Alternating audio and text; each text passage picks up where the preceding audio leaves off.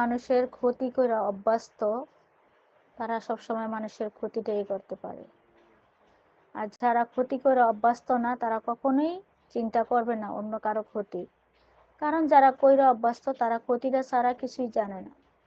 আমি বলবো আল্লাহ তাআলা যাতে এই ধরনের মানুষদের আল্লাহ হেদায়েত দান করেন।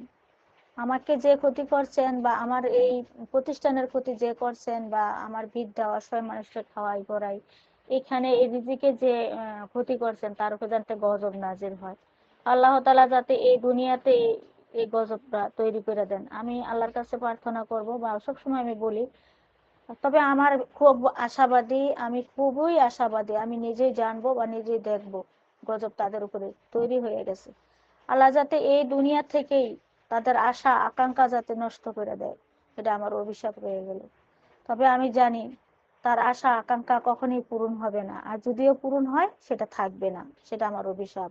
কেননা আমি যদি কারোর জন্য ভালো করে থাকি, আর ভালোটারে যদি কেউ খারাপ ভাবে নিয়ে থাকে, আর খারাপ ভাবে নিয়ে আমার ক্ষতি করে থাকে, সেই ক্ষতির জন্য সেও ক্ষতি করে যাইবে। তাই আমার ক্ষতি যে করছে তার থেকে 300 গুণ ক্ষতি জানি বেশি হয়, আমি অভিশাপ দিই।